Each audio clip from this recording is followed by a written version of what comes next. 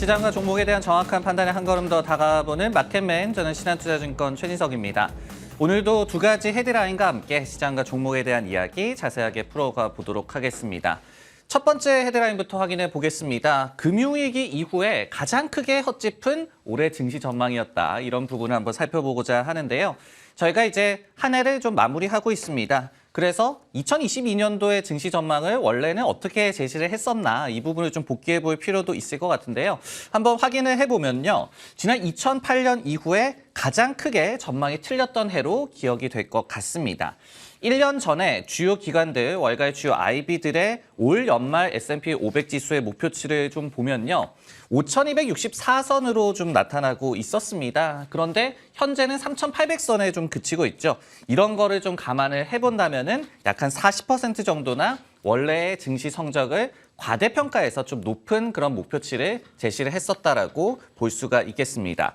그리고 이제 이거는 지난 2008년 당시에 실제 대비해서 전망이 92%나 좀 과대평가가 됐던 바가 있었어요. 그때 이후로 최대 좀 괴리라고 볼 수가 있겠고, 여기에 더해서 이제 참고적으로 내년도에 대해서는 어떻게 좀 예상을 하고 있느냐 이거를 좀 봤더니 화요일 날 종가 대비해서는 6% 정도 상승한 4,031선을 좀 들여다보고 있었습니다.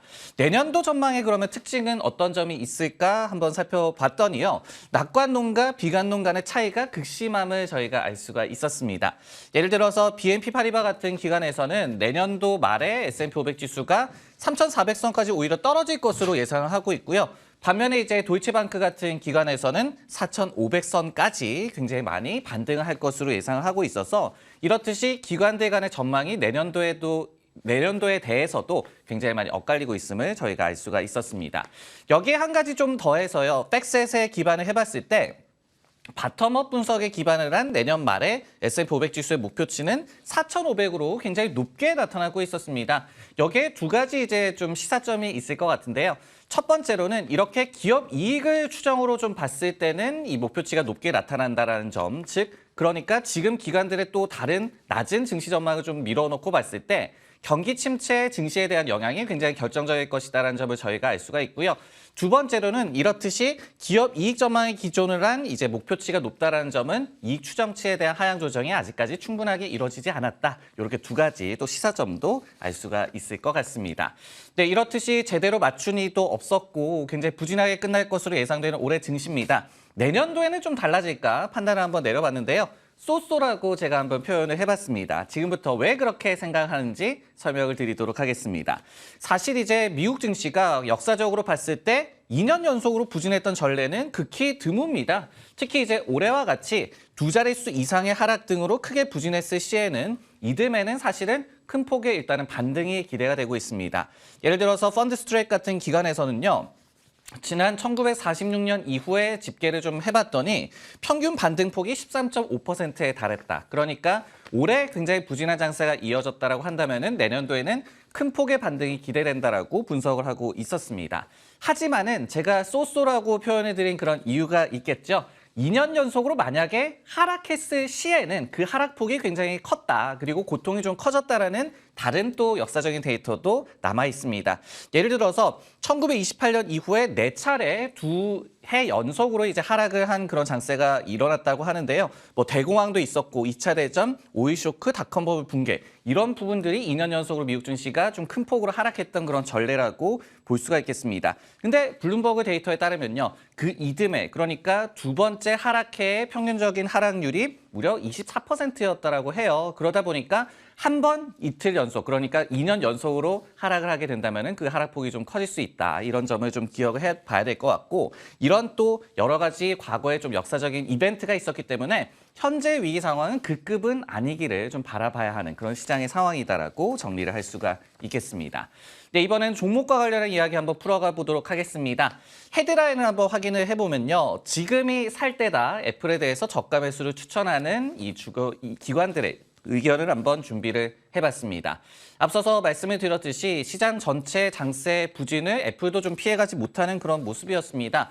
애플 역시도 올해 주가가 약 한 20% 정도 하락을 하면서 결국은 S&P 500 지수의 하락률과 연동이 되는 그런 모습이 올해 내내 좀 나타났는데요. 물론 이제 애플이 뭐 아마존이라든지 알파벳, 메타 등의 다른 빅테크 대비해서는 굉장히 많이 선방을 했다라고도 볼 수가 있겠습니다. 하지만은 그래도 좀 아쉬운 흐름이다라고 볼 수가 있겠죠. 이런 대목에서 시티그룹에서 애플에 대해서 지금 조정은 매수 기회라라는 콜을 남겨서 자세하게 한번 내용을 살펴보도록 하겠습니다.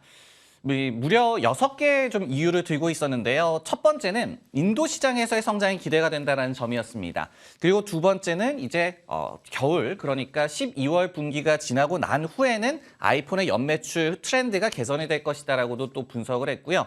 세 번째로는 외환 시장이 이제 우호적으로 바뀌고 있기 때문에 서비스 매출에도 도움이 될 것이다. 네 번째로는 AR, VR 기기와 같은 새로운 기기가 매출 모멘텀을 끌어올릴 것이다. 다섯 번째는 대한 앱스토어, 그러니까 타사의 앱스토어의 영향이 제한적일 것이다라고 또 분석을 했고요. 마지막으로는 현금이 여전히 풍부하기 때문에 자사주 매입과 또 배당이 주가 상승의 모멘텀이 될 수 있을 것이다라고 분석을 했습니다.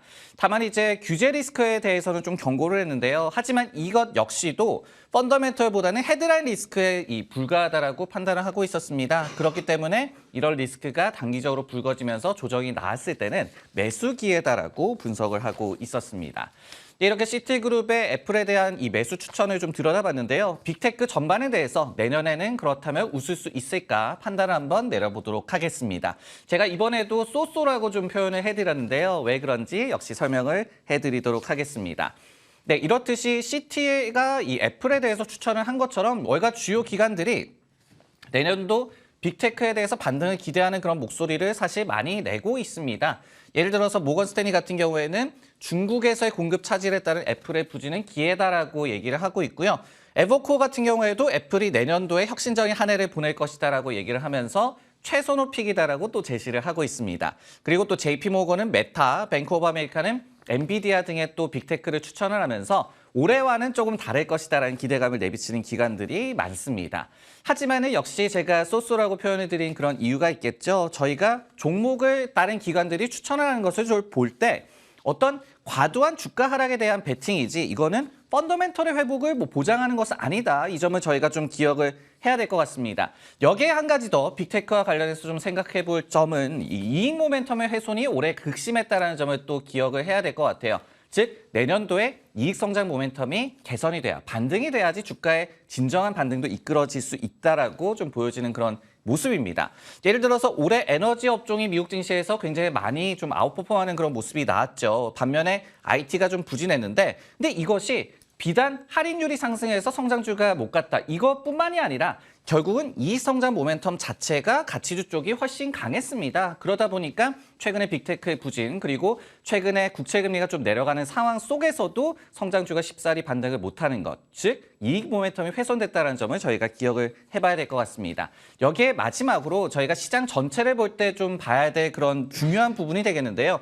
에너지가 올해 많이 오르면서 이제 S&P 500 지수 내에서의 비중이 5%를 상회하는 수준까지 상승을 했습니다. 하지만은 IT가 26% 그리고 커뮤니케이션 서비스가 여전히 7.5%로 이렇듯이 성장주 아니면 빅테크의 시장 내 비중이 굉장히 높습니다. 그러다 보니까 내년도에도 이익 모멘텀을 회복하지 못하고 빅테크가 잘 가지 못한다면 시장의 주도주를 또 찾아볼 수 없는 부재한 장세가 될 것이다. 시장 전체로 볼 때도 좋지만은 않을 것이다. 이런 부분도 좀 짐작케 하는 이런 데이터까지 보여드렸습니다. 네, 시장과 종목에 대한 정확한 판단에 다가보는 마켓맨 저는 다음 주에 다시 돌아오도록 하겠습니다.